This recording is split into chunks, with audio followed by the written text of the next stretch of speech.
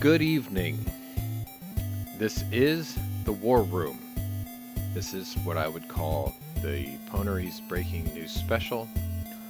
I'm still trying to refine this and get this cleaner and meaner and more informationally relevant.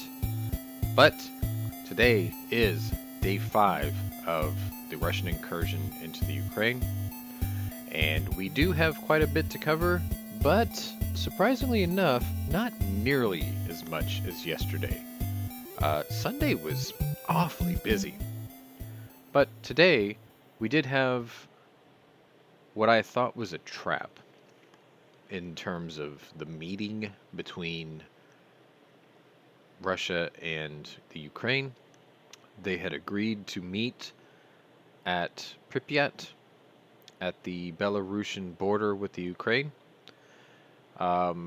That meeting ran for about 5 hours. There were 3 stages that meeting, and it didn't bear any fruit as far as I can tell. What we do know is that they have agreed to meet again, but they will reconvene, I believe, at the Polish and Ukrainian border for the next round of talks. Each side left to go to their respective leadership to report back on what they discussed. There was a lot of rhetoric thrown around. There was not a lot of resolution being had. And to be perfectly honest, the agitator in this case is untrustworthy. 110,000% untrustworthy. So anyway, we're here. This is the 5th day, and I am trying to make a concerted effort to bring this to you every day. It is a Herculean task, which is why I don't do it alone, and I have conscripted some other personalities, some of which are on YouTube or are part of my lobby for working stiffs throughout the week. I've extended invites to those who I actually share my week in review Saturday chats with that we have deferred for this to make room for this. So anyway, if you are out there in the YouTube side chat, then hello and good evening. And if you are part of my normal panel and need to be dragged in, just make sure you're in the Discord in the War Room Green Room, and I will pull you in. However, if I pull you in, or if I have my panel already in the room, then you're probably just going to have to sit inside and just kind of watch the show from afar this time. But we've got quite a bit of information to share with you today, and I do have a panelist that's in the chat, so thank you, Warsaw Patriot. If I see you, I'll pull you in, but if I don't see you, my apologies. I'm trying to look over my bullet notes right now, and to be perfectly honest, this one is nearly not as long as the others.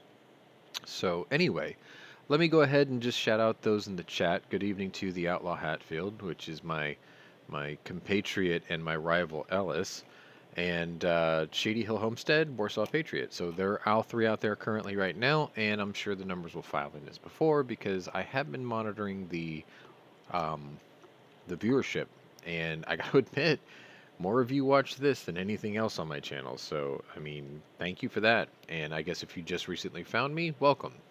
So, without further ado, now that I've wasted about 4 minutes of your time, I was really gonna try to record a intro rather than just the music, where I can sometimes pull off an Edward R. Murrow impression, and I was gonna put an AM radio filter behind it, and it was gonna be Kyiv Calling, and it would have been like the basic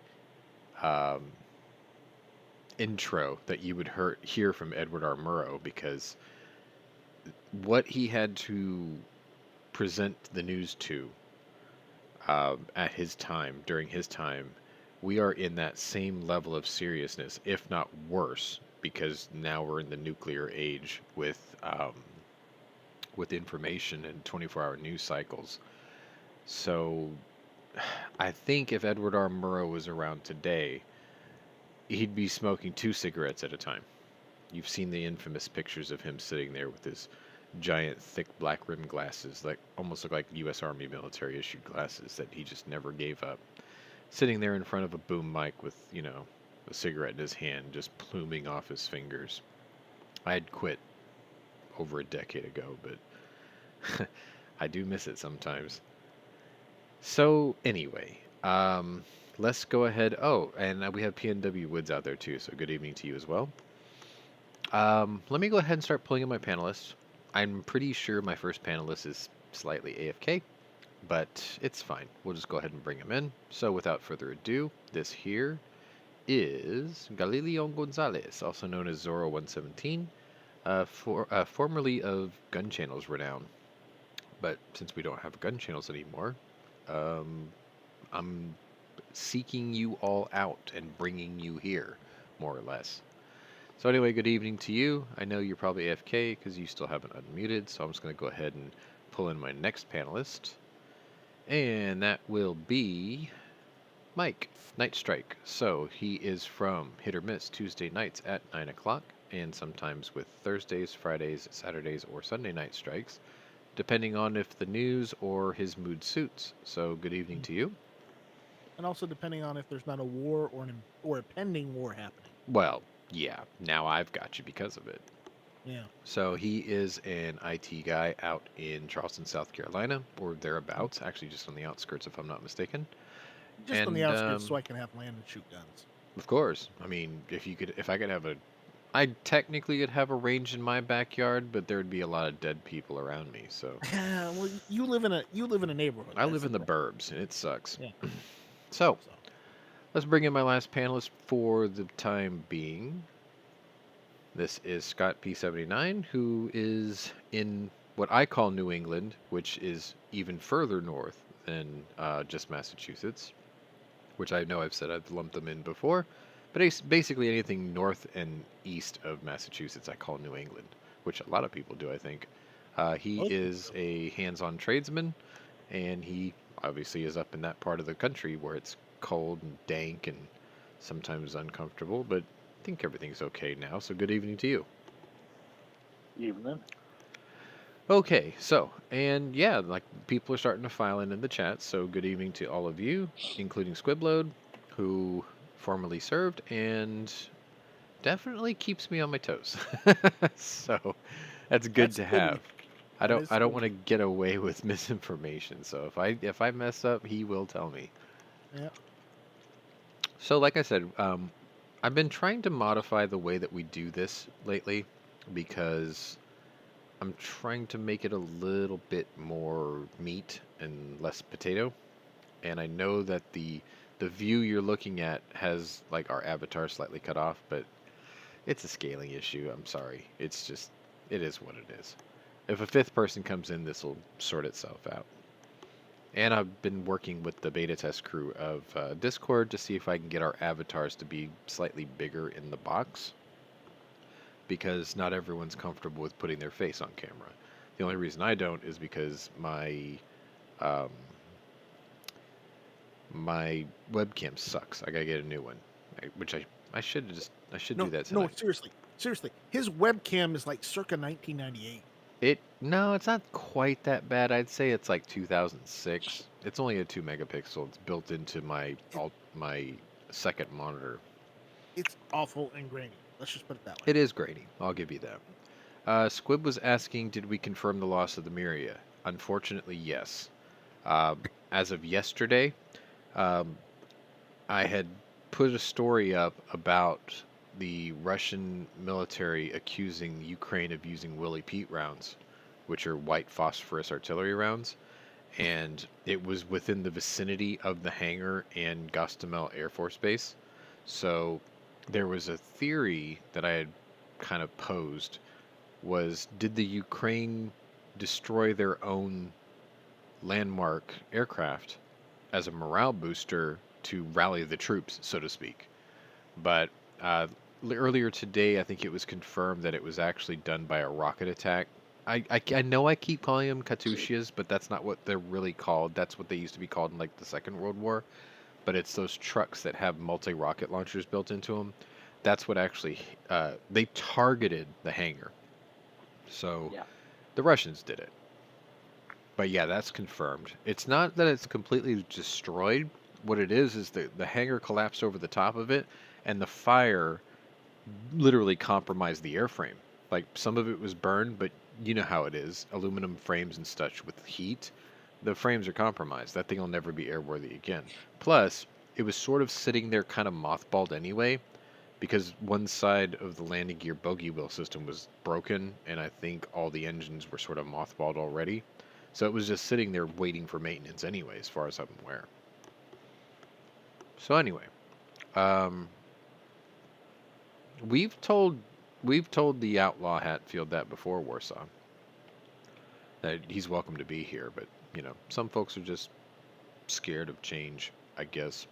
I'm thinking of a particular turtle. I was waiting for that. I'm not gonna ever let that go. Like, he can make No. excuses, but in the time he had those excuses, he could have fixed it.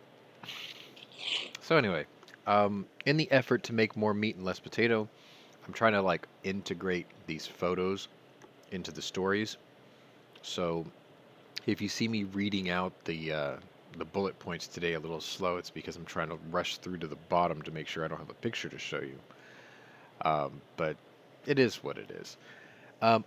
As you can see in the bottom of the scroller there, I have limited space with that. I'm working on trying to make that a little bit more comprehensive, but I'm not going to be told to bite anybody from a guy who's scared of Glocks. Anyway, I'm working on the scroller, and that's the day 5 statistics. I'm sure it is actually a little higher than that because I did write that, I think, this morning before I headed off to work, and it's probably been updated since then. So Yeah. my apologies for that. It's probably slightly higher than the numbers you see here, but the video of Ukrainian drone taking out the Russian AA missile system, that was glorious. Like, that's the kind of stuff that you like to see. Did we keep that, or are we going to show that tonight? I don't have it on me. I'm trying not to play videos just in the possibility that I get hit with a strike of some sort without a Y, where they're like, you can't post copyrighted videos or whatnot. So I've been trying to keep it down to still images for now. Besides that, it'll bog it down. So anyway, in keeping with tradition, um, I want to troll him so bad right now, but I'm trying to keep this as serious as possible. In keeping with tradition, what I've been doing in the last, I think, 2 days is I'm giving you the bullet points throughout the day from my time zone, which is Central Standard Time. It transposes to 8 hours behind Ukrainian local time. So if you hear me say 2 times, it's usually going to be my time versus Ukrainian time. So I'll, like, for instance, this first story I'm going to tell you is 8:45 p.m. Central Time yesterday, which would have been 4:44 a.m. Ukrainian time. So because some of the bullet points I come up with are actually within the same day for me, they sort of bleed into the following, quote, incursion day for the Ukraine. I cut it off short just a little bit yesterday, but because I cut it off a little bit, it's sort of like I'm backtracking just a hair because it was day 5 in history, even though it was 8:45 for me the day before. So we're going to start with that first, and it was sort of, I don't know if this is like one of those morale boosting videos or if it was just one of those kind of feel good moments, but at around 4:44 a.m. Ukrainian time, there was a story that was actually released that the former Miss Grand Ukraine joined the Ukrainian military as a volunteer. And she went on the record to she warned that Russian invaders will, quote, be killed by the former Miss Grand Ukraine. And I thought, well, that's kind of bold, because she reportedly joined the Ukrainian military, and she said that she was putting out a public warning to anyone who crosses the border with the intention of invading will be killed. This lady's name is Anastasia Lena. She's quite pleasant to look at, if I'm honest, and she has quite the impressive Dookie pistol AR too. She was a beauty queen. She represented the Ukraine back in 2015 in the Miss Grand International Beauty Contest. So she made the claims on her social media through Instagram, and it said anyone who crosses the Ukrainian border with the intent to invade will be killed. And she posted the picture of her strapped up in full battle rattle with her rifle and everything. And I thought, Oh wow, boy. what a tough chick, right? Like brains, beauty, and a killer instinct, which is just fantastic. Anyway, that was Well, I thought you were from. gonna go with the third B. Well, But no. You can't say that on air. Can't say that on an air. We're trying to keep it clean. We're trying to keep it factual. We're not trying to joke too much. Um, so anyway, about an hour later, this is still my time yesterday, but this is 5:44 a.m. Ukrainian time. A story broke that the Belarus could be joining the Russian invasion as soon as today. So this was, the story was written here in the States. That's why they said by Monday. So I'm just sort of trying to fit it in. But 5:44, they were saying that Belarusian soldiers, or Belarus would be sending soldiers to support the Ukrainian invasion into Ukraine in support of the country. It's very clear that Minsk is now an extension of the Kremlin. This came from a Biden administration official. That was done late Sunday to the Washington Post, so it was done in a phone interview. What makes You this mean the official that still want the official part of the administration that still doesn't want to do anything? possibly, but there's good reason. We'll get into that actually. Okay. Today's theme is seeing the wood for the trees. That's what I've noticed. Every day during these updates that I'm doing, there's sort of like a recurring theme, but in this particular one, it does seem like. Oh, hang on. Sorry. I've got to deal with a bot. I was about to point that out. Which is funny because he used the name Frederick Douglass, sort of. So close. And the funny thing is, Almost fell for it. somebody isn't afraid of Gluck. They just have better taste. Yeah, right. Sure.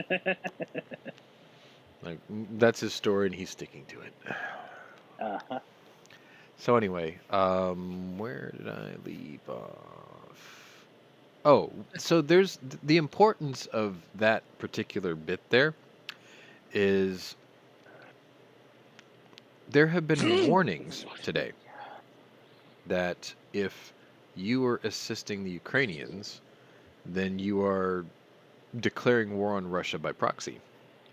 So if that's the case on the one side, then the other side is if Belarus is allowing soldiers to stage in their country and then walk across the border into a sovereign nation, and now they're saying that they're committing troops, then they are a co-conspirator and should also be bombed and sanctioned into the ground. That's only fair. What's good for the goose is good for the gander. So when that announcement came out, I thought, oh, okay, so this is what the next level of escalation is going to look like. We've already determined yesterday that everyone needed the excuse, and now they're starting to they're starting to pick sides, right? And we had some pretty, monumental news, like the fact that Germany stopped being silent, and then they finally decided to be a NATO ally and commit. That was huge, especially considering that 65% of their energy was coming out of Russia. So they're willing to defer that now or lose that and have the spigots turned off because they're on the right side of this for once. Plus, they increased their spending budget for the next 2 years and they have committed sending and spinning up their military industrial complex to send weapons to the Ukraine. There have been these off the cuff jokes by media sources, which I don't find very funny, but they were like, oh, yeah, at first I heard this coming out of Germany, but then I remembered the last time they did this. And I'm just like, shut up. Like, did you notice that the mainstream media is just nothing but violations of Godwin's law? For those of you who don't know what Godwin's law is the instant that someone in an argument or a discussion or a conflict brings up the Nazi party, the conversation's over. And that's what the mainstream media seem to be doing in bulk right now. And it's just like, as soon as they say that, I turn off the TV. I'm just like, they can't think of a better example. I don't want to hear this. Anyway, let's push forward. Well, This is wait. what? Didn't when Russia had said that they're gonna that they Haven't gotten that that far anybody? yet. I know All what right, you're going fine. to say, but we haven't got that far yet. It's coming. All right, fine. I All right. promise, it's coming. We'll definitely cover that. Okay. So I was just drawing that parallel kind of as a warm up to this, like foreshadowing. So anyway, by 7:29 a.m. Ukrainian time. So this is still for me. I was still picking up the pieces yesterday to put into today. Russian citizens, growing frustrated with Putin, are taking to the streets to protest the ongoing invasion of Ukraine. We've seen this for several days now. They're taking it to the streets, but they keep getting pushed back or arrested nearly as quickly as they come out because in Russia, protests are considered illegal. Police are out in numbers. This is police. This is the Oman, which is like their SWAT team type of a thing. And then they have Sober, which I just got my Sober patches today in the mail. They're like the QRF version of Oman. And if what I was told from a friend who actually lives out there, he said that if Oman or Sober show up, be somewhere else. Like they don't have rules, and they don't have human rights rules, especially. So anyway, Well, police are out you're in in Russia. numbers looking You for don't rule have rights. breakers. Period. Hmm. You're in Russia, so you don't have rights. Period. Right, and if those guys show up, then just be somewhere else. You don't want to. You don't want to be seen or heard from those guys. So anyway, according to reports, over 1,500 people were arrested across Russia, mainly Moscow and St. Petersburg. There's a couple of smaller towns that they had uprisings as well, but about 1,500 people just on Sunday were arrested and hauled off. Nobody knows where those people are right now. Nobody. There was a story today that Russia's government is seeking to push a standard penalty for these people of 15 years hard labor. They're probably not going to live to see 6 or 7 of those years. If it's hard labor, it's you're going to be That's mining Siberia. you're going to be mining salt in a Siberian mine. Mm-hmm. Stuff like that. I mean, I'm sure they keep those mines open just for the punishment, right? Yep. All right. So, I think by that time, no, this is still going. Okay. I think I had cashed it in for the night, and then I went to bed and I got up and I backtracked to make sure what I had missed. But by 2:07 Central Standard Time, so this is where I picked up. It would have been 10 a.m. Ukrainian time. There was a picture that was released, and I'll show you here. And I know it's not the clearest, and I know some of you don't speak the language. So what I'll try to do is I'll try to explain to you what you're looking at here. This is the um, aid breakdown, military aid breakdown of all of the EU into Ukraine. So the bullets that you see, the top one that's for ammunition. The second one is for Stinger missiles and javelins, anti-aircraft, anti-materiel. The next one is for automatic rifles. The next one below that's for pistols. The next one for that is like body armor and helmets. And then the Red Cross is pretty self-explanatory. So this was released at about 2 in the morning to sort of help illustrate that you're not alone. Like this is what they have been contributing. And what's kind of Yep. funny is like most of the world powers have been sending guns, ammo, and armor, and all the like nations that don't want to poke the bear, for instance, like Turkey and Spain and Italy and I think Switzerland at the time of that photo being released, they're like, we'll send medical aid. Like, no one's going to hold that against us. And then I think also, is it Sweden that's on the outside of the Scandinavian countries, or is it Yeah. Norway? It's Sweden, right? They're the farthest out. Sweden No, sent. Yeah. Sweden's in the middle. It's okay. So Norway's on the left. Norway's the one that sent Finland's the on the right. medical aid. Finland's on the far right. Yeah. Yeah. Right. So Sweden and Finland sent body armor, helmets, stuff like that. And then Iceland, UK, Iceland and Denmark. Not Denmark. Damn it. Yeah, I gotta get it right. Sorry. Iceland, Denmark, Norway, Spain, Italy, Turkey. sorry, you're gonna have to excuse me from some of the from the Baltic states and such, but most of those sent like medical supplies because I don't think Russia's gonna have too big of a stink about that. They just don't like when you send them guns and ammo. So that had happened at about 10 a.m. 10 a.m. their time, 2 a.m. my time. An hour later, so it was around 11 a.m. my time, or no, sorry, 11 a.m. their time. It's about 3:05 in the morning. Sorry, my tongue's tied. Um, this is when the Ukrainian delegation had arrived. So that's in my timestamp. That's why it's coming up a little 2:43 a.m. or whatever. So the Ukrainian delegation had arrived at the border. This was near Pripyat, and this was the first attempt to set up peace talks in the region to, I guess, discuss terms. And your different networks and pundits were all sitting there going, well, this is Russia basically saying, look, we're not stopping, so you might as well just surrender now, and we're taking all of it. And then some folks were saying, well, this is the Ukrainians basically saying, listen, you got your ass handed to you. I will give you a dignified exit, but you will sacrifice or you will return Crimea to us. And, like this is where they were laying out their demands. The meeting began to take place 2 hours later. So peace talks were underway in Belarus between the Russian and Ukrainian officials by 1 p.m. Ukrainian local time, which is 5 a.m. my time.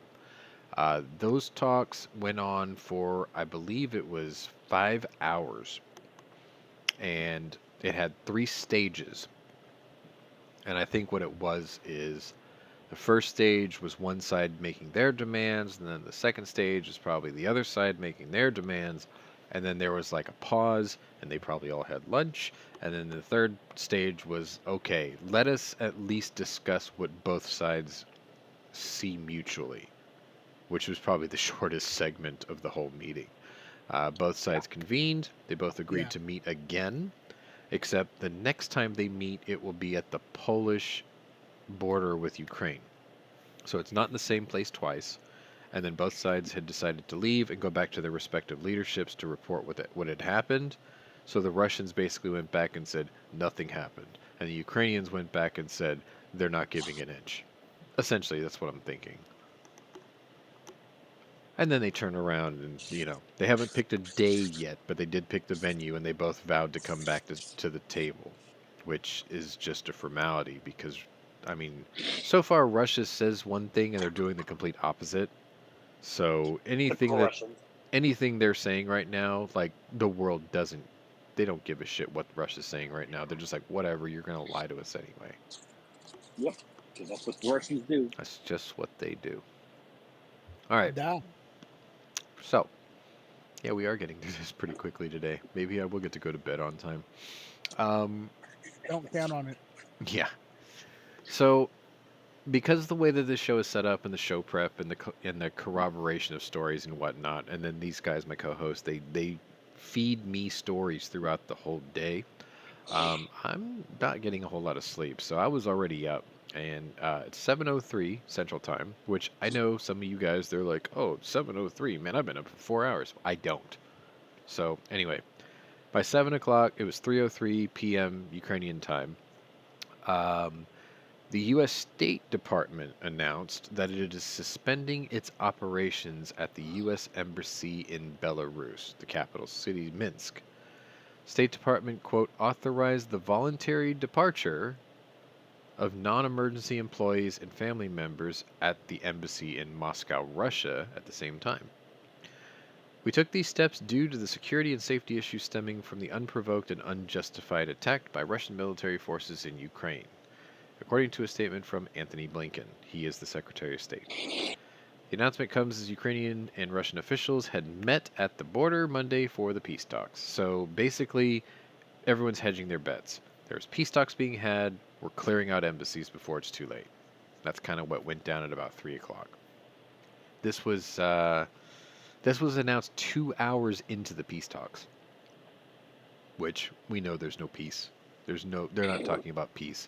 they're either talking about Vladi getting to lick his wounds and leave with his tail between his legs and what he has to give up, or, you know, Vladimir saying, hey, we're going to use nukes if you guys keep screwing around with us.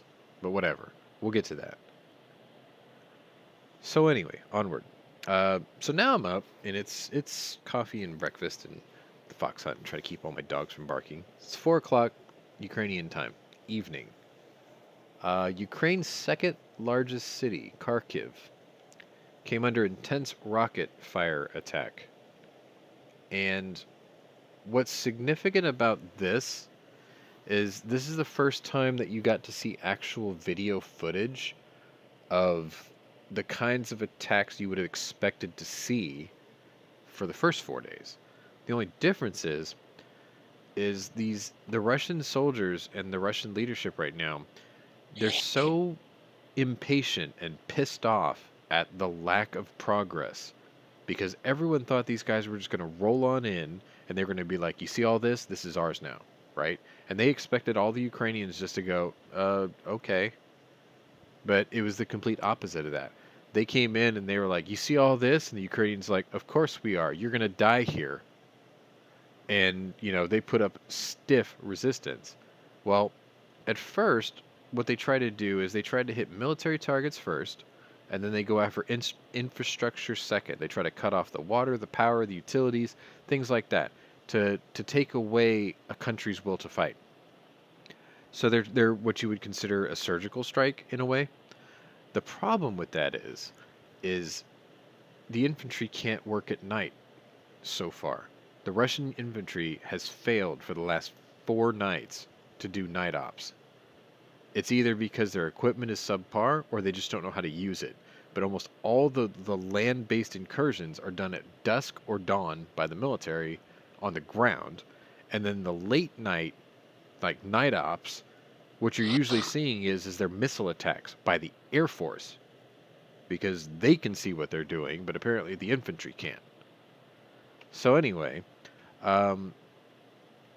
they're getting frustrated. So they went into Kharkiv and they just bombed the living shit out of it. They were using those like I said it earlier. I keep calling them Katyushas because that's just the thing I remember seeing the most often. But they're using those essentially, and they're hitting everything indiscriminately now.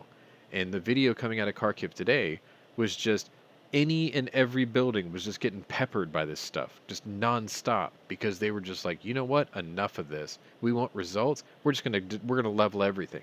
So that's what they tried to do. Anyway, it was called the Grad multiple rocket launcher. Sorry, I wrote it down. I didn't even read it. But that's what they were hit today in Kharkiv, which is pretty nasty. They're reporting, dozens and hundreds of dead and wounded. There have been some photos, kind of like the one that you're seeing there in the backdrop. But anyway, what was it? Anton Gerashenko. He's the Minister of Internal Affairs in Ukraine. He was quoted as saying that there's dozens of dead, hundreds of wounded. This horror must be seen by the whole world. Death to the occupiers. This is a guy who's trying to rally his troops essentially. But, this is what happened today in Kharkiv. I wanted to tell a stupid punny joke about when the Russians pull out because they couldn't take the city and they would just tell their commanding officers that they lost their Kharkivs, which is just a stupid play on words. But anyway, that's not going to go over well. Sorry. On a positive note, though, I'm going to share you 2 pictures at once. So, if you guys remember, there was a very famous video a couple days back about, I think it was 13 soldiers that were holding up in a place called Snake Island. And there was even tribute videos, and they even had they had the president say that Zelensky, thank you. He was saying that he was going to give him posthumous awards of the Hero of Ukraine, which is like the Russian version of the Hero of the Soviet Union. Because everyone had assumed that those guys were killed. You know, like the Russian Navy came in and they said, "Stand down or we will attack you." And then there was like some mumbling and rumbling, and then all of a sudden, you know, the Snake Island 13 was like, "Go fuck yourself." So then everyone assumed that they shelled the island and they killed everyone. It was, and you know, game over.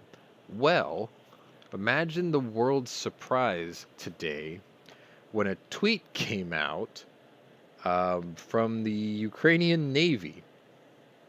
And I'll share it here. The Still Snake alive. Island survivors are alive. However, they were taken prisoner by Russia. So here's a picture of that. Servicemen were captured from Snake Island and they were brought to Sevastopol in Crimea. Sorry. Russian media said that the servicemen will be sent back to the Ukraine pending certain legal procedures. Legal procedures. You stood against Great Mother Russia in defiance of our invasion. You're all guilty of war crimes. We're going to send you back to Ukraine in boxes. That's all I can think of, which is tragic. But they're all, so far, they're all alive and supposedly they're all well. Kind of a cool story. Well, then, you know what that tells you? Everyone thought they were dead. Yeah, everyone thought they were dead, but that tells you that even that Russian captain couldn't stomach firing on 18 people. No, and on top of that, you've got. Sorry, I just brain farted.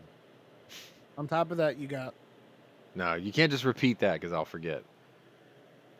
Anyway, it's probably not important. Are you talking about the Russian ship that refused to fuel up the Russian Oh, Navy? no. Thank you. No, on top of that, you got a video of soldiers are still people, right? Mm-hmm. And a lot of guys in the Russian military were draftees right now. And the problem with that, he wants me to drag him in. Give me a sec. There we go. My late edition is here.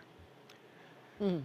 So, the thing is you got these videos of soldiers just being everyday people, and you had a Ukrainian guy, pull up to a tank on the side of the road with a Russian tank crew just sitting there, and he pulls up and he's like, "What's the matter, guys? Everything all right?"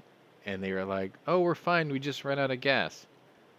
And then the guy was like, "Oh, well, if you'd like, I can give you a tow back to Russia." And they laughed. Like even the guys in the tank, you know, they're down on their luck, and this is a civilian. Like they could have been shitty and just dushkut him to death, right? But they didn't. Like they don't want to be there, and they're in this crappy situation. And the guy cracks a joke, and they even found it funny, right? So it's like, I don't know. 30 years hard labor will be their sentencing. Maybe. I mean, the protesters are getting 15, so. Yeah. I don't know. It's like sometimes you see these different faces of war, and you're like, they're not all bad, but they're in a bad situation. Even those guys, because they're stuck there. A lot of them are draftees. They don't want to be there. Half of them were told it was just a training exercise until they got pushed into the country, and they're like, whoa, I didn't sign up for this. Or how about they were for college? You know, free college, all the types of stuff. Oh, hey, we'll pay for your, classes and your tuition and all that. No, we only do that here. They don't do that in Russia? No. In Russia, you catch a guy like those poor guys that were out of gas, and they sort of, took the joke in jest or whatever. But like, if those guys were captured and imprisoned, and they'd have been like, "Why were you here in the first place?" They'd be like, "I got drafted because I come from a poor poor part of the country where farmers don't have any income right now. It's a paycheck, Like a lot of those guys are like, it's a job, and they're not happy doing it. I just find it funny that they found the joke funny. Yeah. I mean, you can hear them laughing in the video.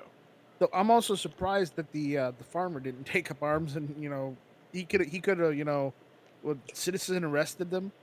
Maybe. Well, I mean, I got a picture to show later about something similar to that. We'll get to it. But I guess I don't know. It's kind of funny. There's some lighthearted stories coming out of the region right now. So, for instance, at 11:30 this morning, there was this story about how the world media is embracing the idea of the Volkssturm, right? So, like, the Ukrainians are basically doing the same thing as like the Germans with the Volkssturm. So, everyday people are going to their town centers, they're picking up rifles, they're getting very basic training on this is how it works, so you don't hurt yourself, Or hurt and others. you know, it's like they're citizen defenders, right? Well, world media has been trying to pass around this buzzword, and they're calling the citizen defenders of the Ukraine the tracksuit army. Like how cool is that? I think Every somebody's listening to Scott. no, like I heard it as I was watching it, and I watched it on 3 different sources, and they all said the same thing. They were like, people are affectionately calling the Ukrainian citizen defenders the tracksuit army, and I'm just sitting there going, Why didn't every you come up with that? stereotype that I've been taught since 1999 is in that story right now. I know. Tracksuits, driving E-Class Mercedes from 1986 with AKs hanging out the passenger window. The only Throwing thing missing is Molotov Yorgi. cocktails. Well, the only thing that's missing is like some oonce, oonce, oonce with fucking Yorgi in the background going, bitches come! That from Triple X. That's coming, Yeah. though. You know damn well that's coming. Probably. We're trying to be serious, though. Not making a mockery of this. Tracksuit No. military is just... That's I think pretty they're trying to put these little stories in to sort of keep morale from tanking, in a way. Yeah.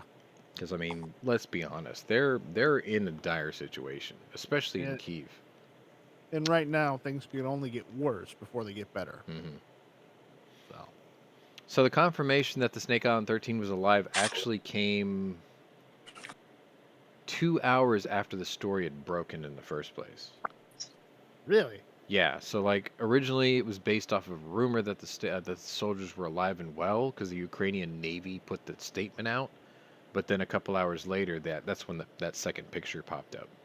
Ah. So I don't know if the Russian state TV put that picture out to show them that, hey, look, we might be invading your country, but we're not slaughtering your prisoners yet. Yet. Yeah. Yet. There's always the implied threat there. Yeah. Then again, the guys who captured it have been like, man, you guys got some balls. All right, so let's keep going. So by 11:34 a.m. my time, that would have been, let's see, 1, 2, 3, 4, 5, 6, 7:34. That's when they basically said that the 3 rounds of talks at the Belarusian-Polish border, or no, that would have been the Belarusian-Ukraine border. Sorry, I probably typoed that. No progress, but they will reconvene after returning to their respective capitals. So I kind of got ahead of myself earlier. There's 5 hours, 3 rounds of talks. Nothing really came of it so far, and the only thing that did come of it is yes, we'll meet up again later, and we'll try this again. I don't think they're going to accomplish anything, honestly. Not when the people that they report back to are still, doing Yelling at ops. each other. Huh. All right. So. Oh, Patrick's commenting on it. All right. So by lunchtime, when I was at work today, there were satellite images updates from yesterday. Before we left yesterday, I showed you a satellite image of the Russian convoy coming out of Belarus headed towards Kyiv. Well, at that time, the double row convoy at 12:22 was 15 miles away from the outskirts of Kyiv. But the really weird thing is that state TV was reporting that they only made 5 kilometers the whole night. So the first picture I showed you to the next picture, or the next part of the story, the update, everyone is saying, oh, they only made it 5 kilometers. Why? They ran out of gas. They were held up. Like, there was nothing but just constant delays. Stop, everybody. We got to go get some gas for the lead vehicle, or the one from behind is falling back or whatever. They had to do that. Like, how ill prepared was this? Plus, keep this in mind because by the end of the show, I have a question to pose to you, and I'd love to know the answer. And I'm sure one of you will have it. So, just remember the double row column because that's going to come into play later.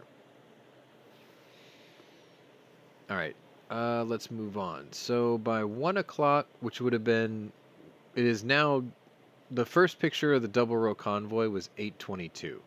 So that was nightfall in Kyiv, or in Ukraine. So it's dark. So at this point, this is where the Russian Air Force takes over for night ops because the ground troops don't seem to do anything at night. Like, they do it at dusk when they can still see what they're doing. And then by the time there's no night, or by the time nightfall comes in, then all the stories you hear is about missile attacks in Air Force. So an hour later, 9:08, there was an announcement, and this is great. Like, I've got a picture of this. I call it the Dutch Special Delivery because the Dutch people in the Netherlands, they came up big. They crated up, palleted 200 Stinger missiles and 400 Panzerfaust 3s. And those hot little numbers are on a convoy headed to the Ukraine. Probably via Poland, right? Because that seems to be like the major route feeding in the Ukraine. Now, the problem with this is, will it get there safely? Because the city is almost completely enveloped already. And the double row convoy is, at the time that I got the first update, that was half of the remaining reserves that were held outside of the country. So bear in mind, there was an estimated number of about 155,000 troops and support personnel before they entered the country. During day 1 through 3.5 or 4, only half the total number was committed in country, which means whoever was planning this held back 50% in reserve because they probably thought, well, we don't need all of it. This should be plenty, right? And even like our war analysts were like, look, the Ukrainians are putting up a good fight, but the city will probably fall by Sunday. Much to their surprise, that didn't happen. So by Sunday, they had pushed in another half of the remaining half. So now the number is about 2/3-ish of the forces that were outside are now inside, which would have only left, what, 35,000 troops in support? Give or take. Give or take. And you figure it's 1/3, 2/3, so it's probably 20, 22, 23,000 troops, and then the remainder is support left. Well, that's about to be subject to change too, because apparently that convoy got a whole lot bigger today. So he may have just grabbed all the chips on the table and pushed it all in. Maybe. There's no way to really confirm it, though. Well, it also could be that big because the Belarusians are supposedly getting involved now. Right, so So there those could be three artificially votes- bolstered numbers Right. Yeah. from other countries. I heard something today that not just the protests aren't just happening in Russia, but they're also happening in Belarus too. Mhm. And then Belarus is doing the same thing the Russians are doing, arresting them. Yeah, well, because they're trying to control the narrative, essentially, Mm-hmm. or repress the counter narrative, so to speak.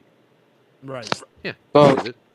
So to interject a little bit, do you guys think that based off of Belarus obviously having troops on the border and supporting Russia, you think any NATO countries surrounding Ukraine or Belarus will intervene with the Belarus coming in and supporting Russia? Well, if It's John lets us talk about it, I mean, the only thing I could see is if special forces are going inside. And that's top secret stuff. They can't even mention it in that country. well, can I mention it now, Sean? what? The whole thing about what Putin said about anybody. Wait, not yet, All but right. we're getting there. for sure. Actually, no, it's the next thing. So let me put it out there, and then you can add on Okay. to it. So by 1:20, like 12 minutes after that Dutch announcement, uh, I guess Putin or somebody at the Duma was watching TV because Russia declared that any nation aiding the Ukraine with either hardware or volunteer troops will be held directly accountable as an agitator against the Federation. Wait, so you can have Belarusian help, but Ukraine can't have any help? Like, when did you get to write the Apparently. rules? Yeah. So go on. Russians did. You wanted to and- expand on that? Go ahead. And I heard reports that they're angry at Poland for sending those supplies that Poland sent the other day. Too bad. No, that's perfect, actually. And they said they will hold any country accountable, and they're next. Right. So So we talked about Oh, this you're earlier going to attack a today. NATO country? Exactly. Sean didn't realize this when we were talking about this earlier this morning, but yeah, if Putin or Belarus decides to attack Poland, then Article Poland 5. can initiate Article 5 because it's a NATO country. And yeah, you've got, instead of one country, you've got 30 countries in Europe gunning for you. I'll do you one better. I don't know if you know this, but NATO approved that any nation in NATO that's under cyber attack is also in violation of Article 5. Ooh, Oh, I didn't know that. That's why No, Amazon no. Web Services hasn't gone down yet. No, not just Poland. Romania is also going to be getting involved. They actually attacked them as well. Yeah. Right, because those are the two closest countries to the border of Ukraine. So this is this is the most dangerous part of all this, you see. Everyone is worried about, like, we talk about this in 2A circles all the time, right? I think I mentioned this yesterday. If you have a person with a firearm and there's an argument, that can escalate out of control incredibly quickly, either because the person who's got the firearm is provoking an attack, or the person who's about to have the firearm drawn on them gets ridiculously triggered, right? And doesn't stand down. This thing can just escalate out of control. Well, right now what you're seeing is that very thing on a diplomatic level. You've got the world trying to assist Ukraine without physically being there. Like, here's some stuff. We hope you guys can make the best of it. But if we stick one toe into your territory, then we've become a combatant, right? So everyone thought we'll just send supplies, and in wars past, that might have been seen as okay, fine, it's a humanitarian thing, right? Well, in the world of 24-hour news cycles and the internet and social media, none of which Putin even participates in, you might not know this, Putin doesn't have his own personal cell phone. He has no link to the internet. He doesn't like it. He's so stuck in 1986 that he doesn't carry a cell phone. He does some PR photos where he's holding one, but if you see it, he would be like in the situation where probably he would hold the belongs phone to his upside down because he just doesn't know what to do with it. A cell phone, that is, a smartphone. Yeah. That guy has 600 nuclear weapons in 11 launch sites around Ukraine right now, and he can't even work a smartphone. Holy shit. Right? But anyway, what you're seeing is you're seeing massive, uncontrolled escalation by doctrine. If you send stuff, we're going to say that you're part of this and you're subject to our attack. And then the countries that are subject to attack call his bluff and say, well, fire a shot across the Polish border and find out what happens to you next. Like, they're calling each other's bluffs nonstop. Right. It's not helping it. No, it's not. But honestly, they fire one shot at Poland, it's all over. Now, let me ask you In this: theory. you think it'd be fair if Poland actually sent their special warfare units, GROM, into Ukraine? If they do that, they have now become an enemy combatant. The Well, so minute as you the send a troop- Chechens, they invited the Chechens. So what is the Well, I know, equilibrium? but it's a bad case of what's And- good for the goose well, isn't applying to the gander. I know what you're If saying. Belarus sends troops, then Belarus is basically They're doing the same thing the accessory to Chechens Russia. doing. Fair target. But see, that's the The- problem. The Obviously. difference I was getting at, if with special warfare units like Grom, the Polish Grom, Yeah. they will be there secretly. They won't even tell a hint that they're Polish. They could be dressed up like a Ukrainian. Well, Yeah. speaking of that, there was I can't confirm the post or nothing, but I've heard recently that some veterans from different like special warfare, in terms of like Navy SEALs or Green Berets and some SAS retired, are deciding, I don't know if they're there, but going in over there and joining the Ukraine national force. See, this is the problem. At the end of the day, what you're saying is one side can do this and the other side should be able to, right? So the Russians are backed by Chechens and they're backed by Belarusians now, bringing and committing troops. And they might be wearing Russian uniforms, but that's sort of like, was it MiG-15s in the Korean War didn't have North Korean pilots in them, right? Let's not kid ourselves. But what are the chances that the Russians have brought in the FSB and the Spetsnaz in that country? All right, let's be honest here. Well, what I'm Matter. driving at is they're violating the very thing that they're saying we shouldn't be doing in return, right? Because Correct. it's seen as an escalation. And then NATO and its allies are always trying to take the moral high ground. They're always the ones talking about the Hague Convention and you can't use chemical weapons, you can't, just all of this stuff, right? So they're like, no, we don't do it, and we abide by it because we're better than that. And it's like, yeah, but you're getting people senselessly killed trying to, quote, be better so you can sleep better at night? Fuck that. The problem is if they are trying to be better, they're not escalating the situation by provoking them by doing the same thing that the Russians are doing. So it's kind of a catch-22. What you're saying makes perfect sense. They're doing it, so the other side should do it.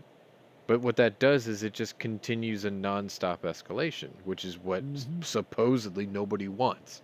And yet everyone's proving the opposite. They're doing the opposite of what they're saying they want or don't want. No, I can see where you're coming from. It's like kind of a perpetual cycle. In other Which words, is right? why, yesterday's theme was escalation run amok. Mm-hmm. And it's kind of the same, it's more of the same right here. What do you do with that? Squib says, I'd like to go over there. I just don't want to pay airfare, get a passport, or potentially be ordered to get poked with a needle. You would have all of that done to you, wouldn't you? Have all of that is the cost you're going to have to pay to go over to Ukraine to pick up a smoking hot new girlfriend and a case of free AKs. Is the juice worth the squeeze? Okay, Have you seen the Ukrainian women? I'll be right back. Yes, I have. Jaime, if you go, I'll go with you. Okay, What? we're going to Ukraine. Night Strike. We're going to Ukraine, bro. Let's go. Okay. Well, Let's wait, go. wait. Now, I don't want to be rude, but Although, Night Strike would 4F on the physical. Scott and I are too old. Jaime's the only one of the right age to be able to do it. But because of his reading issues, he might get 4F too. No, So none of us would qualify. No, you should. Except me. I showed you the picture earlier. The answer is no. Huh. well, there's one other reason Squib should go over Didn't there. you see the picture of the guy with one leg? Yes. With an Oh, I AK? saw But that. he was a citizen that was already there. We're talking about a transatlantic flight. Oh, Squib does go okay. over there, Night he'll Strike. probably Night Strike. We're going to find those pretend we were there. Tokarev mags he's been looking for, too. Shit. Okay. Night Strike. We were there already in Ukraine, okay? That's all we got to say. All right. We're Okay. students. Okay? So let's have some Right. fun with diplomacy here, because 9 minutes, just 9 minutes after Russia made that declaration, Switzerland made history. 9 minutes after Russia made that declaration about anybody assisting the Ukraine is now an enemy to the motherland, Switzerland revoked its neutral status so it can actually push extra sanctions on Russia. Way to go, Switzerland! I mean, I did not see Switzerland doing that. Ray Charles didn't see that coming. No, he didn't. He's dead, and he didn't He's see that dead coming. and he was blind. Stevie Wonder didn't see that coming. Yeah, he's not dead, but he's still blind. No, No, that's but awesome. Is what that is. That was awesome. Just go Switzerland. Yeah, they're like, you know what? We're not neutral anymore. Fuck Russia. I was like, cool, okay. Well, no, I think they're still neutral. It's just No, on this situation. no, they're not neutral anymore. They've chosen a side. This is how world wars begin. People are choosing sides. Now they're making decisions. These But decisions will Switzerland have. hasn't taken place in any of the world They wars. made a choice today. They have chosen a side, and now there will be implications for the decisions that they made, or that we made, or that Estonia made, or you get my point. This is how it goes on. Estonia is part of NATO. Like, so we civilian laymen are saying the thing that most military people right now would roll their eyes and go, "What the hell do you know?" And to their credit, some of them are right. But the fact of the matter is the layman is a student of history, and history repeats itself constantly. Otherwise, the phrase "what is old is new again" wouldn't exist. Well, it's the same thing. What happened when they assassinated Archduke Franz Ferdinand? Each side took whatever side. Oh, see, Except we talked about this yesterday, and I had this tragic theory that if Zelensky went to this meeting today and he was captured or picked off, that would have been it. It would have been over right there. Every news outlet would say World War III has just been declared, without a doubt, because he was like one of the most. He would have been considered one of the most loved leaders in Ukrainian history, right? And they were like, he didn't deserve this. He just fought to, maintain his country, and they executed him because they tricked him to go to this meeting. Europe too. They would have martyred him. They would have martyred him. He would have exactly. The Russians would never, at that point, be able to take control of the country. Well, see, that's the thing. They shouldn't be able to right now. I mean, what have we been hearing for days? Russia has been isolated by the world, right? Everyone's doing sanctions. Everyone's banning his stuff. Everyone's kicking him out of everything. If he's so alone, then why don't you knock him out right now? Before he can gain experience and confidence, take him out right now. And by the end of the show, I'm going to go into that in extreme detail. I wrote that at the very last bullet point. I think it had something to do with the last bullet point. So we'll get there, I promise. Anyway, there was a press conference today, and it was annoying. I don't like Jen Psaki. I think most of you know that. It's not because she's a ginger. It's because she's an ugly ginger with no personality and this East German librarian dictator attitude. And she always squints her eyes real flat when she gets a question that she doesn't want to answer, but she's kind of on the spot. Is she also known as Circle Back Girl? Yeah, she used to be the Circle Back Girl. Now she's just the East German librarian with suspiciously flat shoes and a really big chip on her shoulder, because everyone knows how she got the job. Ooh. Anyway, 1:37 p.m., so it would have been 2:37 Washington time, Eastern Standard Time. The White House had been pressured by Zelensky and Mayor Vladimir Klitschko, or Vitaly Klitschko. I always get which one wrong. I think it's Vladimir Klitschko is the one that actually is the mayor of Ukraine, or Kyiv. And the thing is you... Sorry, someone's banging on my door. Anyway, they had this press conference because they're constantly pressuring Washington, and they were like, please, like even Zelensky did this. He was like, please, NATO and the United States, please declare Ukraine a no-fly zone. So everyone kept poking and prodding the White House and saying, why don't you do this? He's asking you. It's on the record. Answer him, right? So today, they answered him. And it was a very quick, abrupt, and emphatic no. Nope. No. White House announces it will not support a no-fly zone over Ukraine. And here's the reason why. And she explained it And as much as I don't like her, her explanation checks out. And I have to agree with it. And this is part of that, you need to see the wood for the trees. You have to. She was saying that if you impose a no-fly zone over the nation of Ukraine, you have to enforce it. And the only way you're going to enforce it is by sending your troops and your aircraft into Ukrainian airspace. And if you do that, and you run across a Russian aircraft, you're going to engage it. And if you do that, you have now become an enemy combatant to Russia. Directly. So she was right. Well, here's the I hated here's it, the but other she was thing. right.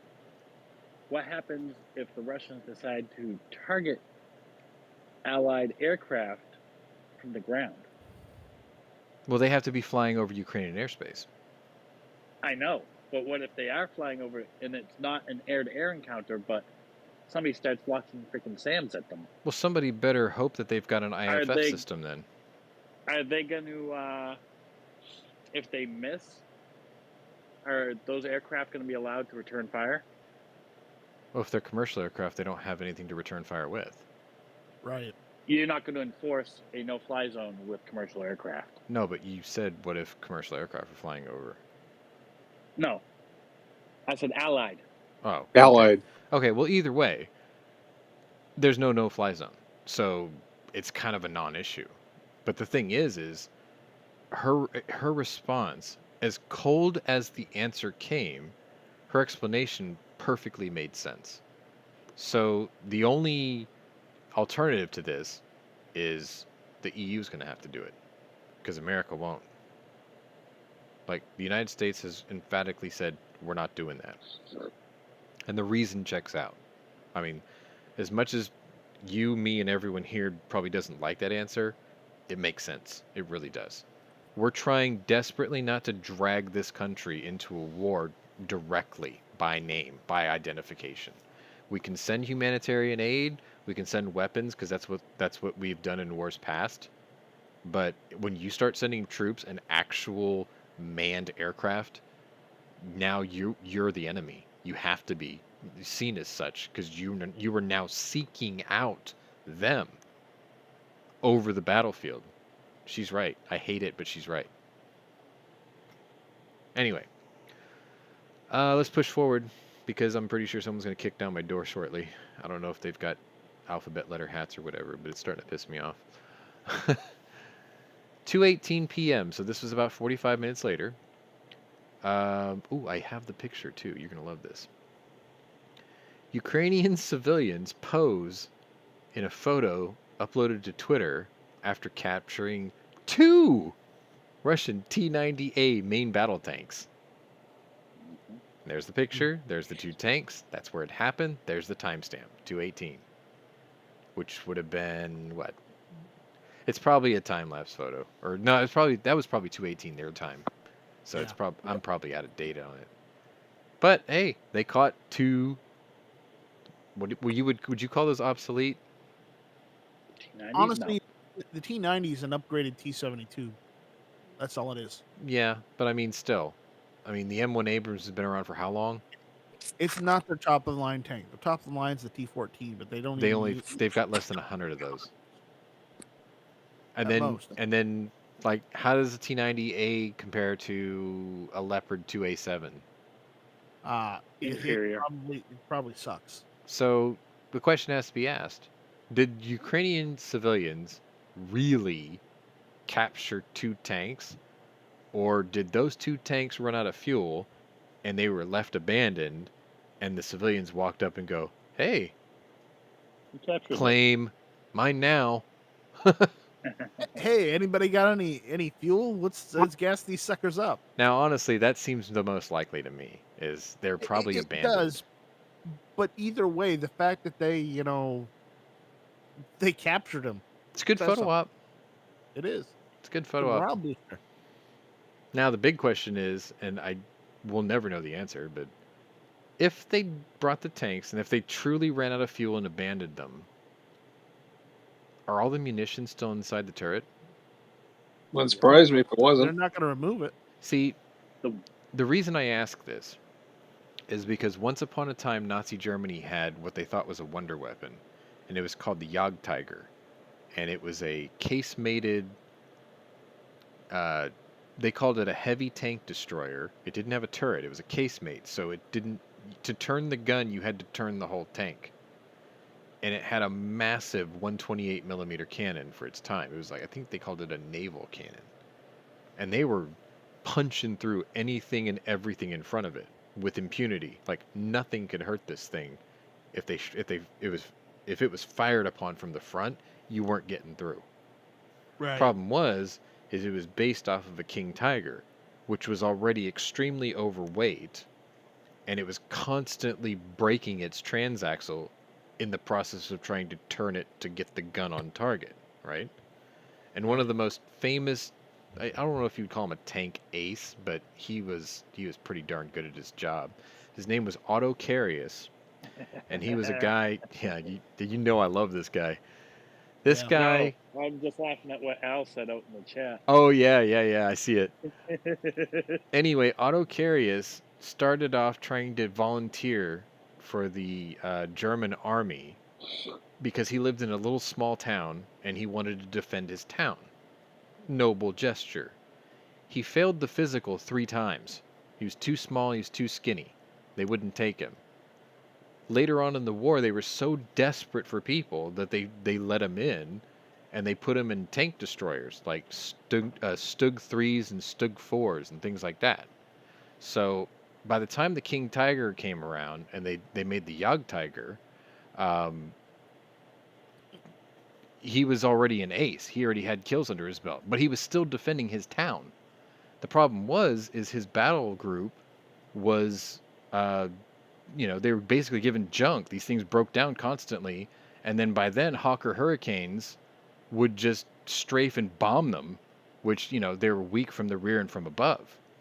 So in his case, he tried to bring his gun on, to bear on target. The transmission failed, and he said, okay, to hell with this. Everyone got out. He set off a detonation charge and basically blew up his own tank destroyer and walked away from it. And that's what a lot of Germans did towards the end of the war. And you look at these T-90As, and you wonder, why didn't they blow them up before they left them? Like, if these guys really walked up to these things and they were out of gas, and then they looked down and they're like, sweet, there's a full complement of shells in here still. I mean, they could just literally just, scratch off the Russian logos, paint a yellow and blue flag on the side of it, fill it up with gas, and start turning their own weapons against the enemy. That's what they're Stands doing. to reason, right?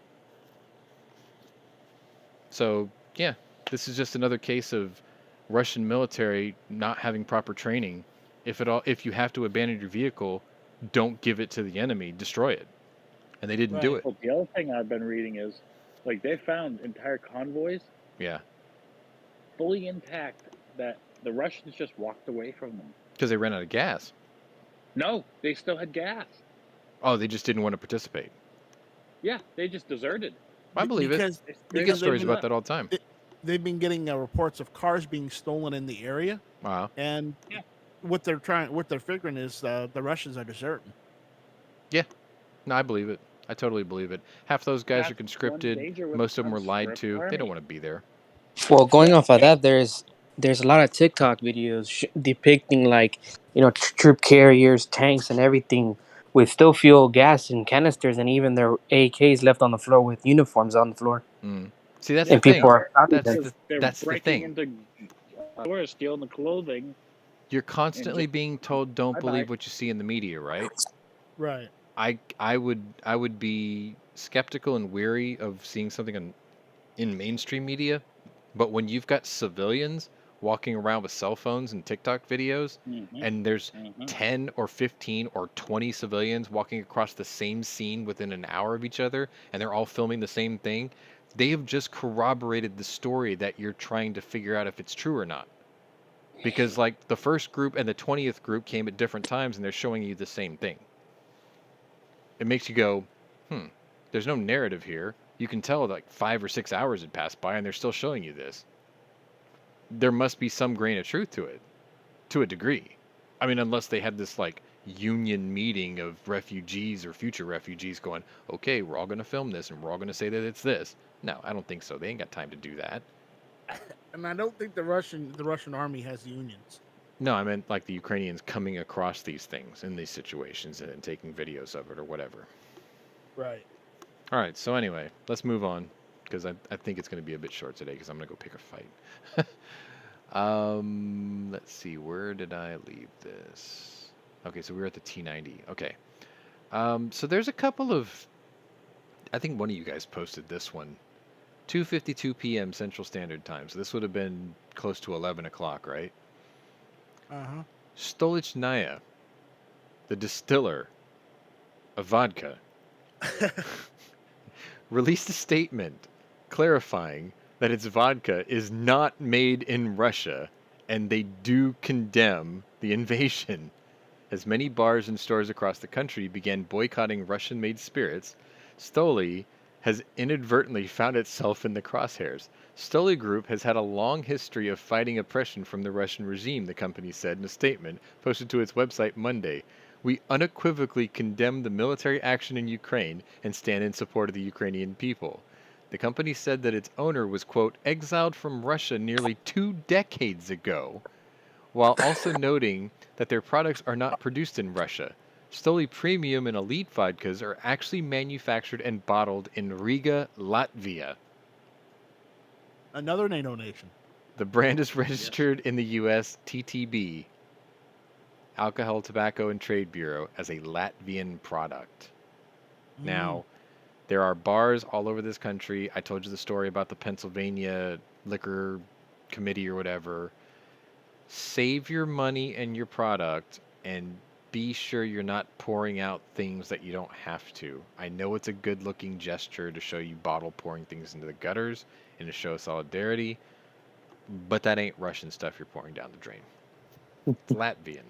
And the guy who runs the place is a kicked out Russian who has a chip on his shoulder. If anybody wants to help the Ukrainian people, Stoli should be making Molotov cocktails. Like that beer brewery in the Ukraine. That's how you solve that. Anyway, that's one of those feel-good, propaganda stories, I guess. They were like, hey, look, stop pouring our shit down the drain. We don't like them either. We're not even from there. Like, all you had to do is look up our tax stamp. I don't know. All right, moving right along. 3:05 p.m. Central Standard Time. This would have been 11:05 p.m. Late night. This is when Russian air ops are, getting in stride, right? Right. Well, after seeing what happened to the tanks being left abandoned with no gas in them, right? And uniforms being left on the ground and weapons being left on the ground as if guys just stripped down to their skivvies and walked away. You have to wonder. That.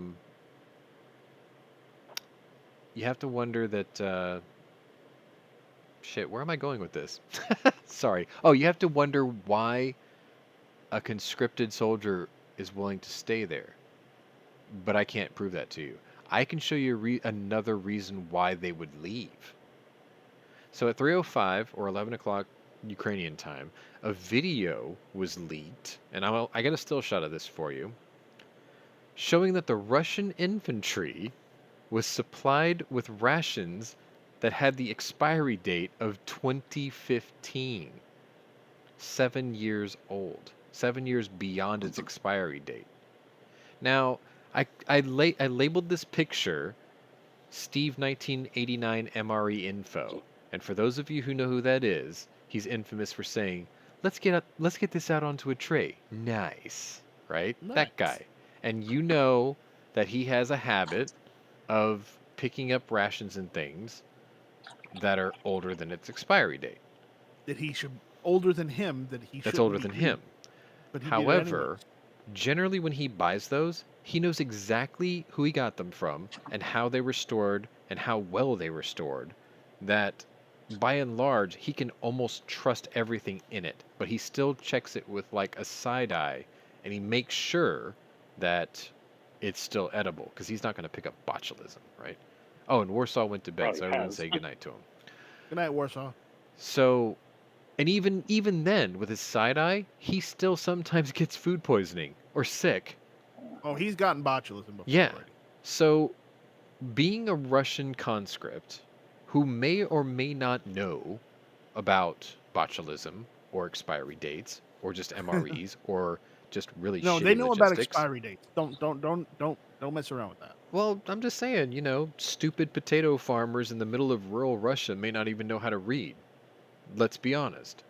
No, I think they know how to read. This is something that even Othias talks about in almost every video about, conscripting for or building things for the military that even the dumbest illiterate fool rube can understand, right? Anyway, my point is if you're a Russian conscript and you just got dragged away and had a gag order slapped on you so you can't talk to your family or tell them where you are, and then you got forced into going into a country where your leader used to tell you for months or years, those are your brothers, now you have to kill them, and then you open up your MRE and it's got a date of 2015 on it, you're probably going to go, I'm not eating this shit. Where's the beef? That ain't beef. That ain't beef. That ain't No, beef. That ain't beef. Which So, explains all the stories we've seen of the Russian soldiers looting. right. Yep. Yeah, actually, yeah, you're right. There was a video of Russian soldiers looting a grocery store because they were hungry. Probably because they took all their MREs and just tossed them aside. They were like, nope, I wouldn't even light this shit on fire to keep warm. So, Yeah. I They called probably it. make the packaging fire retardant so you can't. So I called it Steve 1989 MRE info because the question I have to ask is, would you personally trust Russia's ration storage capabilities, considering that they can't even keep the convoys who delivered them fueled? Nope. Me neither. I think they were right to do that. Like, this is one of those times where you want to trade your lunch with the dumb kid that's got something fresh. Like, hey, I'll trade you this for your Lunchables. But your box is so much bigger and heavier. It's cool. You can owe me later. Just give me your Lunchables. Here, take this. It comes in a cool camo box. Don't read that thing on the bottom. Don't worry about that. Oh, by the way, could you sign this NDA saying that I didn't give it to you in case you die? Anyway. Anyway. Oh boy. Okay, so let's see. The next thing I got is 15 minutes later, 3:20 p.m. This would have been 4:20 p.m. DC Eastern Standard Time. The United States announced that it had shuttered its embassy in Minsk, and it allowed all non-emergency employees and family members to leave its embassy in Moscow on Monday, as Russia pushed on with its invasion of the Ukraine for the fifth day. We took these steps due to security and safety issues stemming from the unprovoked and unjustified attack by Russian military forces in Ukraine. That sounds like a very canned response, but that did come from Secretary of State Anthony Blinken.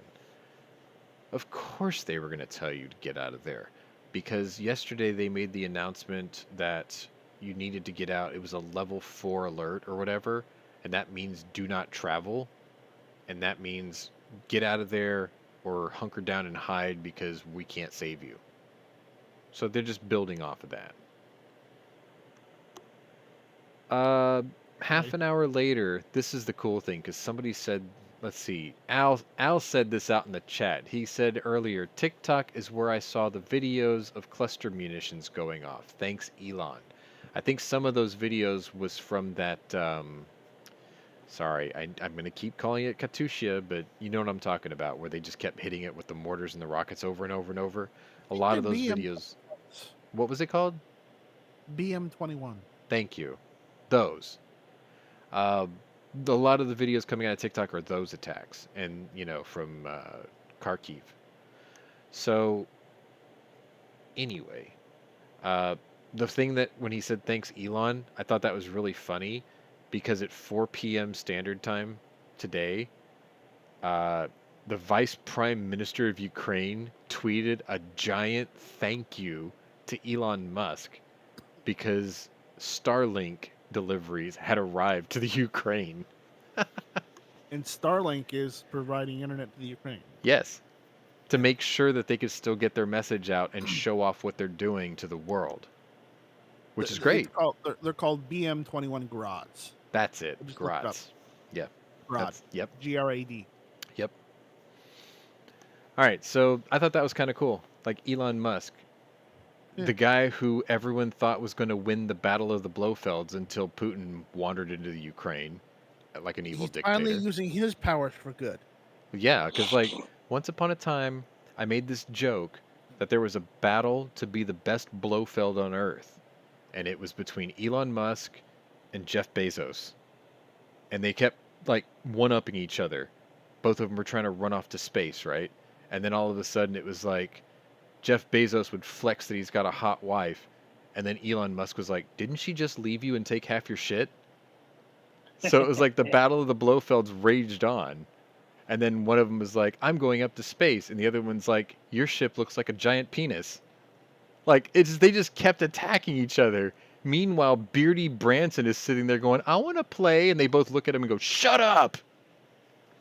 Right? So you got the battle of who could be Blofeld, and then all of a sudden, the real Blofeld shows up, and Putin's like, "I'm going to take over the Ukraine," and then the other two were just like, "Fuck, how do we one up that?" Well, Elon Musk being the quicker on the take, I'm going to send Starlink to the Ukraine. Take that. So now it's a two-horse race between Vladimir Putin and Elon Musk. And when Putin's dead, Elon Musk will win the Battle of the Blofelds by default. Well, there's also something else you could say about Elon Musk. His space program is running better than Russia's is right now. Yeah. Sort of. I mean, I get it. The Russians can't claim that they have a Tesla orbiting Mars with a dead hooker in the trunk. I'm with you there. Only No, she's in Elon the Musk can spacesuit. claim that. I'm pretty sure Jeff Bezos right now is going, "If I could, I'd send that ex-wife of mine into a Tahoe around Uranus or something, Anyway. All right, let's keep going. 5:01 p.m. So I was just getting ready to leave work. The Ukrainian ambassador to the U.S., Oksana Markarova, not Makarova, Markarova, I triple checked it, said Monday that Russia had used a bomb. Now remember, Russia accused the Ukraine of using Willie Pete's. So now Oksana Markova said Monday that Russia had used a bomb, quote, prohibited by the Geneva Convention in Ukraine. They had used the vacuum bomb today, which is actually prohibited, after a briefing with members of Congress, according to Reuters. So she reported to Congress, Congress reports to Reuters, whatever. The devastation that Russia is trying to inflict on Ukraine is large. So the question is, what is a vacuum bomb? Because not very many people know what the hell that is. We know it in layman's terms, it's called the vacuum bomb. What the actual thing is called is a thermobaric weapon. And what it does is it creates vacuum as it detonates to suck in a large amount of surrounding oxygen towards the center of the explosion before it blows outward. Kind of like if you think about how the Fat Man and the Little Boy bombs worked, the explosion went into the core before it blew back out. It's the same kind of principle, but with air. So what it does is it creates a suction that pulls in all the surrounding air, concentrates it towards the center of the explosion, and what that does is it causes the explosion to burst hotter and further and louder. Like, it does everything better. It's bomb plus P. And the Geneva Convention said, you can't use that. And now the Russians are like, we don't abide by the Geneva Convention. We don't abide by the Hague Convention. We're the bad guys, remember? No bad guy follows those rules. So now the Ukrainian ambassador is calling it out because essentially the Russians preemptively called out the Ukrainians for Willie Pete's. So it's like, wait, we gotta get back on parity with this rhetoric war, I guess, is a good way to put it. Either way, any way you look at it, this is just a bunch of and ones for Interpol, isn't it? they're building the case, which is what I'm about to lead into. So an hour later, the International Criminal Court Chief Prosecutor Karim Khan said that he will open an investigation into Russian war crimes in Ukraine as rapidly as possible. The investigation will look into any alleged crimes before the Russian invasion. With Khan noting in a statement that it is my intention that this investigation will also encompass any new alleged crimes, i.e. Willie Pete's and vacuum bombs, falling within the jurisdiction of my office that are committed by any party, which means he will scrutinize both sides equally, to the conflict on any part of the territory of Ukraine. So he's making it sound like he's really coming down on the Russians, but to be fair, if this thing with the white phosphor rounds is true, then they will do something about this as well. It's only fair, right? So now we're winding down into my evening hours, which is the early morning hours. So we're already into the day 6, early day 6 information. This is where typically I would have cut it off beforehand, but because it's still part of our day here for the majority of the viewers here, this was 7:03 p.m. So this was an updated satellite photo, and actually, to be perfectly fair, this is the last story I've got for the day. So if you guys want to add on anything after this, this is entirely up to you. Otherwise, this is the last story for the day. 7:03, there was an updated satellite image provided by Maxar that was taken at around 3 a.m. They, enhanced the image so it looks, bright as daylight, essentially. And it updated the convoy photo. So here it is. And based off the estimates of what they're seeing, it's still, well, I think it's down to a single column now because of the road network. The Russians are using, what did they call it? The IUR something. Russians is using an attack method basically saying, I use the roads for their advance. Instead of like cutting through forests and things like that, it's I use roads or whatever. They're using the road network, which is terrible in terms of like logistics and trying to conceal your movement. They're just using the roads because nobody can stop it, right? Essentially, you're catching it on satellite, and it's just, they don't have to hide this. They're fully showing you what they're trying to do. Well, the problem with this in particular is the updated photo shows that the convoy is 40 miles long. Okay, now before, it was a double row, and they only made it 5 kilometers overnight. Everyone thought, oh, it's because of breakdowns in gas. That's partially true. The other part is they were deliberately slow walking it because they were building off the tail of that convoy. Because I think what had happened is either the shit, sorry, just brain farting because I was reading Squib's comment. They're building off the tail end either with committing all of their reserves now in just like one fell swoop to go ahead and just say enough of this shit, let's get this over with, send them all in. This is like the equivalent of being at a poker table and just pushing all your chips in. I have a theory that either Russia's doing that or they were slow walking because they were waiting for the Belarusians to commit and then added them to the convoy. Either way, the convoy is approximately 40 miles long. It's stretched from Antonov Airport in the south to Pribirsk. Additional images show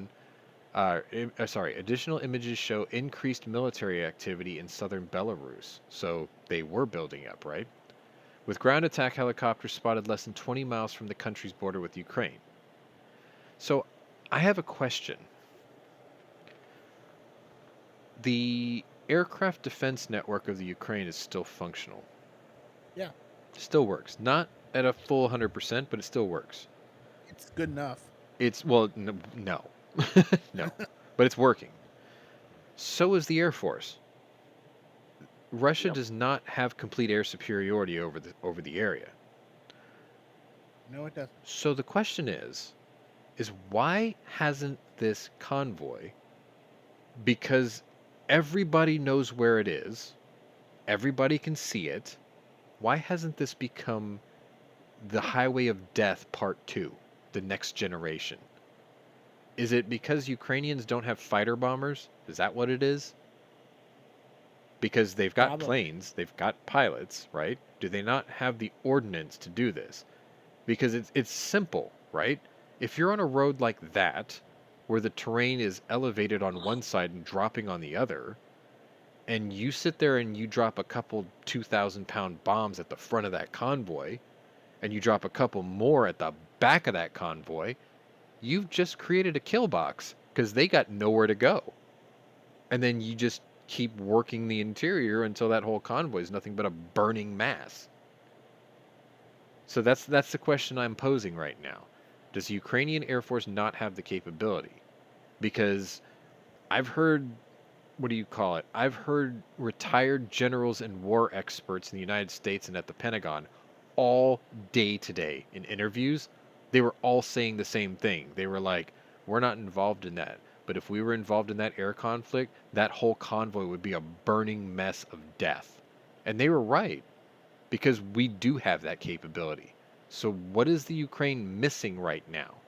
Because whatever they need, that's what Germany should have sent them. That's what Poland should have sent them. That's what the Dutch should have sent them right this second. Because the quicker you can eradicate that convoy, the quicker you can take away Russia's ability to encircle Kyiv. If you notice, I've been pronouncing Kyiv the way that the Ukrainians do now, because I didn't realize how insensitive it was for calling it the way that the Russians do. I'm making an effort here. But yeah, whatever they need to get rid of that convoy, it needs to be there right now. Because those guys are, 20 miles away from the city center? Or 15 miles away from the city center? Or, sorry, the perimeter of the city? Which means they're, 25 miles from the center? That thing needs to be eliminated now, while it's out in the open and defenseless. Because you're not, this is the other thing. You're hearing about the convoy. You're not hearing about any air cover and protection of that convoy. Not a peep. Not a word about that, ever. Is it because they don't have it? It's either that or they're trying to use it as a juicy target to try and draw out what's left of the Ukrainian Air Force. Squib, apparently, according to it's not the Hague, it's the other one. It's the Geneva Convention. Yeah. White phosphor rounds have been outlawed for a while now. But anyway, my point is, right? Okay, say you don't have the air power, but you know where that road is, right?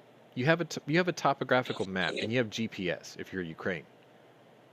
If you have ground-to-ground missiles, can't you just set the coordinates and just launch them at that? Just a thought. Yep. I mean, they got Stingers first thing- coming. They got Yep. Javelins coming, or Panzerfaust 3s. And how come they No, they've haven't got blown Javelins, every they got bridge everything. between that road and Kyiv? All of them. Just blow all of them. That's what the Germans was trying to do, right? They were trying to prevent people from crossing the Rhine. They tried to blow every bridge. There's a movie about it, for God's sakes. Mm-hmm. There's one bridge left untouched. So I know I sort of get the answer already. We saw the map. Most of the command and control of Kyiv is on the west side of the river. So there's not very many rivers between that and, I guess, the border where they could stop this. But the question still has to be asked, you know. So that's the question I'm posing to you in conclusion of today's episode. However, I left like this Jerry Springer-esque, and now my final thought, right? Because what we're seeing right now is the entire world, this is the moment where the entire world watches. Right this second. That image of that convoy, that's the death bell of the capital of Ukraine. Because what's going to end up happening is all those reinforcements are going to make it to the city, and they're going to encircle the city. which means nothing gets in and nobody gets out. And they're going to knock out the power, and they're going to turn off the water, and there's going to be no food coming in. And anything that comes with a food like Berlin airlift is probably going to get shot at. And they're going to starve out that city into submission. They might not beat you with munitions and kinetic warfare. They'll starve you out. They'll do on the land what the Germans tried to do to England in the sea. They're going to surround it and they're going to starve it out. They're going to make sure nothing comes in and nothing gets out. And right now, the whole world is going to watch this happen. And they're going to sit back and they're going to go, we could have stopped this. And we didn't. And now the Ukrainian people are going to they're going to hate us for it. Because we're watching it happen. We're not doing anything about it. The reason I'm saying that is because we're constantly told that Russia is completely isolated. Nobody likes them. Everyone's sanctioning them and expelling them. If they're so isolated, then that means the rest of the world is on the right side of this. And doctrine be damned, everyone should just chip in right now and just eradicate this. If you wipe out that convoy right now, you've taken away Russia's ability to conduct war in country. I mean, he can launch missiles from Russia back at the Ukraine like vengeance weapon style, but his land campaign will be decimated and over. You wipe out that convoy, and you got those guys that are already in Ukraine fighting, and they just realized they're not getting supplies, they're not getting food, they're not getting communications, and they're not getting backup. What do you think that's going to do to the morale of that infantry? Those guys are going to be like, I don't want to do this anymore. You're going to see surrenders on a massive scale because they don't have the ability, they don't have the logistics capability to support those guys anymore. But if you let that convoy get to the city and surround it and choke it out and starve it, if you see a story that Vitaly Klitschko was murdered or executed summarily because he was the mayor of Kiev, sorry, I screwed up that one. What's the fallout of that? What's the humanitarian crisis of that? He was a beloved world heavyweight champion boxer. So was his brother.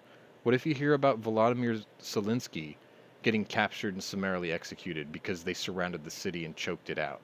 Even though he, put up a strong face and defiantly stood up for his country. And he gets killed. The rest of the world is going to sit there and take the blame for it from all the angry Ukrainians going, you could have stopped this. Because Russia's one country and the rest of the world was united against it, and yet they're not doing a damn thing about it.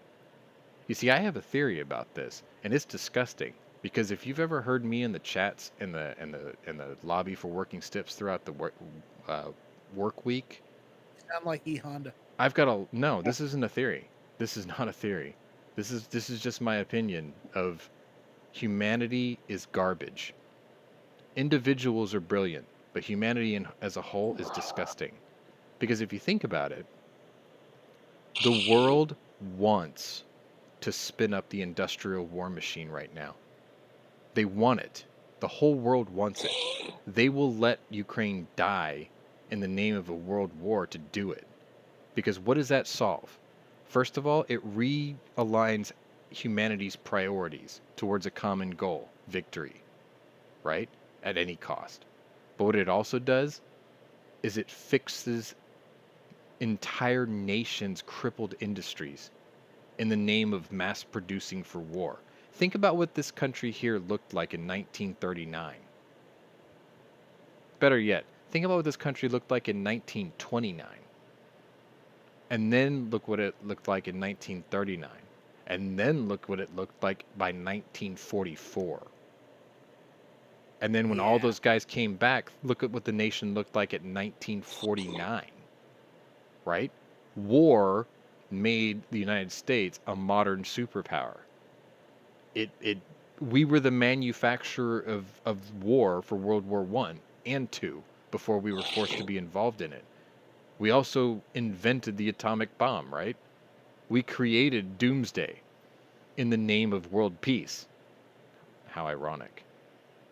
And right now, you've got the whole world sitting there watching Ukraine about to become eradicated. And They're putting up such a noble fight. But at the end of the day, like everyone says, like General Jack Keane would say, it's just a numbers game at this point. Well, what if we were to wipe out the reinforcement numbers in one shot tonight? Then the playing field's leveled. That also pushes a 70-year-old, what the world is calling slowly unhinged dictator, that pushes him to either give up or do something desperate. And either way, it's going to show his hand, and he'll be much easier to deal with at that point. Just one man's opinion. So that's food for thought. So in that, saying that, I'm going to go ahead and play this, which is incredible because we actually kept it under 2 hours for a change. And I want to thank you all for watching. And I'm sorry that if I pissed off a few people because I lost quite a number of subs yesterday for some reason. Maybe it's just YouTube algorithm. But anyway, if you like my channel, if you like this show, hit the like button, maybe share it with other people who don't know we're doing this. And I will stay committed, and I will bring you the War Room every day until this concludes, and as long as my panelists are willing to stick around and do it with me, and you guys are willing to watch. This was day 5 of the War Room. Hopefully day 6 brings better news. Thank you all for watching, and we'll see you tomorrow.